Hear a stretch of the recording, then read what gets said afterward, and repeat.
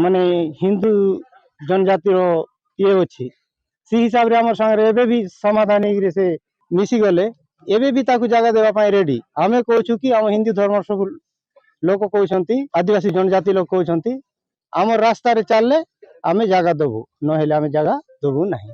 दोस्तों, क्या किसी इंसान को उसके अंतिम संस्कार से भी रोका जा सकता है? क्या मौत के बाद भी इंसान की पहचान, उसका धर्म उसके साथ चलता है? जवाब है हाँ। नमस्कार, मेरा नाम हैदर अब्बास नकवी है और आप लोग मुझको इस वक्त दा स्वतंत्र पर देख रहे हैं। आज यही सवाल है, आज के भारत की कड़वी सच्चाई बन चुका है। जी हाँ, ये मामला जो हम आपको बताने जा रहे हैं भारत के उड़ीसा से है। जी हाँ, ये मामला उड़ीसा के नंबररंगपुर ज़िले के एक छोटे से गांव डुमर मुंडा का है, जहां 65 साल की रेमती गोंड की मौत के बाद उनका परिवार शोक में डूबा था। लेकिन इस शोक के बीच जो हुआ उसने इंसानियत को ही शर्मसार कर दिया। जी हाँ, घटना को समझिए तो आपको एहसास होगा कि हम किस भारत में रहने लगे हैं, हमारा भारत कैसा होता जा रहा है। बात है मंगलवार दोपहर की। रेमती गोंड की मौत हो जाती है। उनका बेटा गंजरू गोंड अपनी मां का अंतिम संस्कार ईसाई रीति रिवाज से अपनी ही ज़मीन पर करना चाहता था। अपनी ज़मीन, अपनी मां, अपना धर्म। लेकिन गांव के कुछ लोगों को ये मंजूर नहीं था और यहीं से टकराव शुरू हो जाता है। जैसे ही परिवार ने दफनाने की तैयारी शुरू की, गांव के कुछ लोग वहां पहुंच गए और उन्होंने साफ कह दिया, यहाँ दफन नहीं किया जाएगा। सोचिए, जिस बेटे की मां की लाश घर पर पड़ी हो, वो अपने ही खेत में उसे दफनाने के लिए इजाज़त मांग रहा है दूसरों से। जी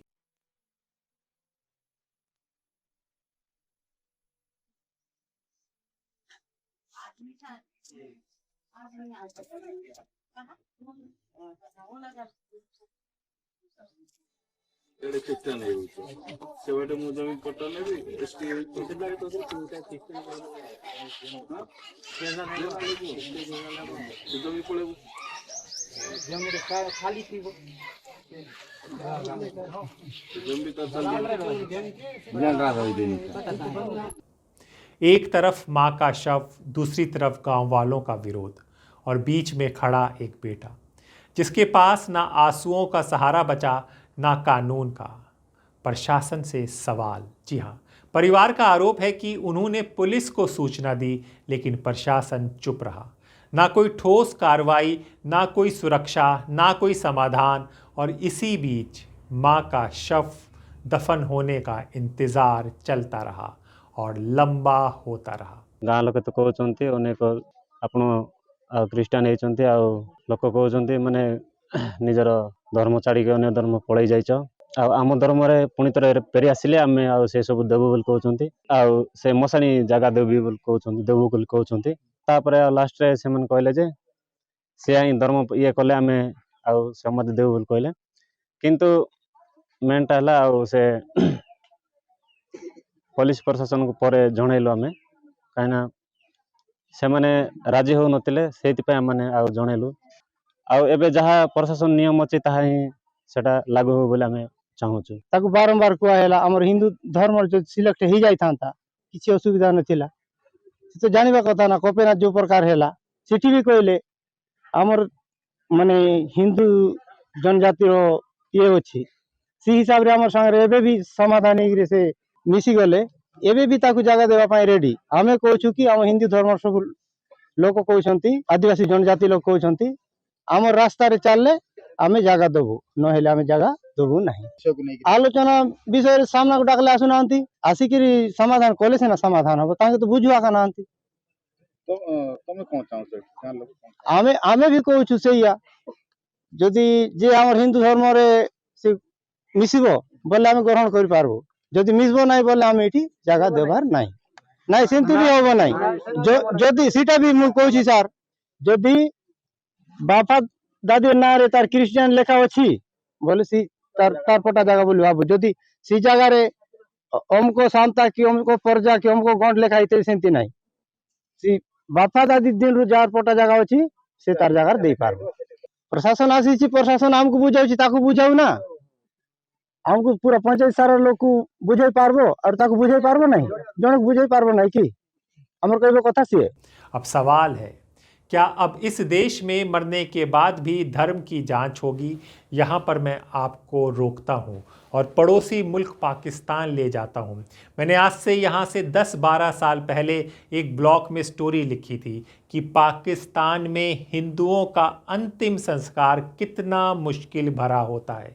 जी हाँ, वहाँ पर माइनॉरिटी हिंदू हैं, उनके साथ कितनी तकलीफ़ होती है और कितनी परेशानी होती है।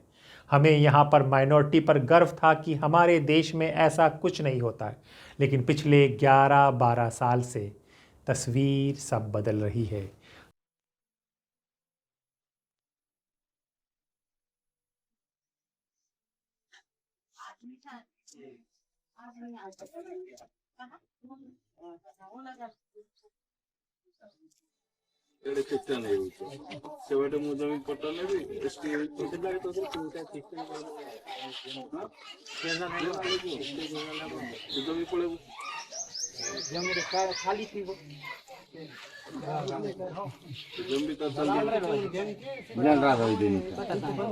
कहानी उड़ीसा से शुरू होती है और ये हर राज्यों पर धीरे धीरे असर करने लगती है। तो अब सवाल है, क्या अब अंतिम संस्कार भी बहुसंख्यक की मंजूरी से होगा? क्या संविधान की किताब सिर्फ दिखाने के लिए रह गई है या ज़मीन पर उसका कोई मतलब भी बचा है? हिंदुत्व की नई प्रयोगशाला बनता जा रहा है। जो लोग कहते हैं कि ये आइसोलेटेड इंसिडेंट है, उन्हें समझना होगा ये सिर्फ एक गांव की घटना नहीं, ये एक पैटर्न है जहां अल्पसंख्यकों को जीते जी तो परेशान किया ही जाता है, उन्हें अब मरने के बाद भी चैन से नहीं रहने दिया जाता है।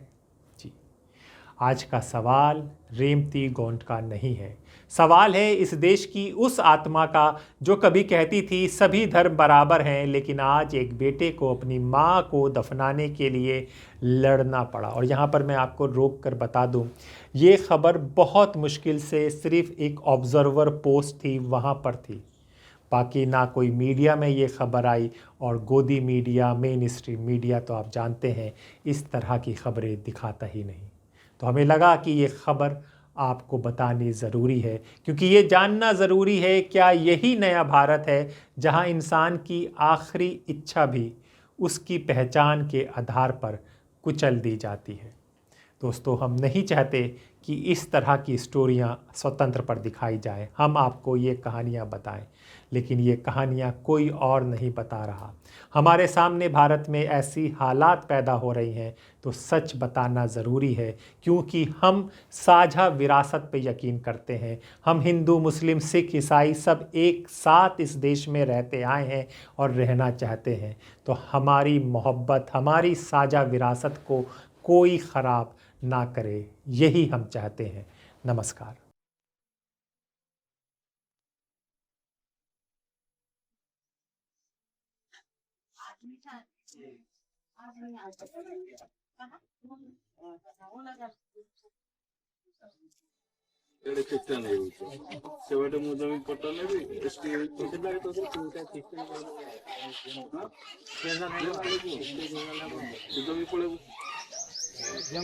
खाली थी वो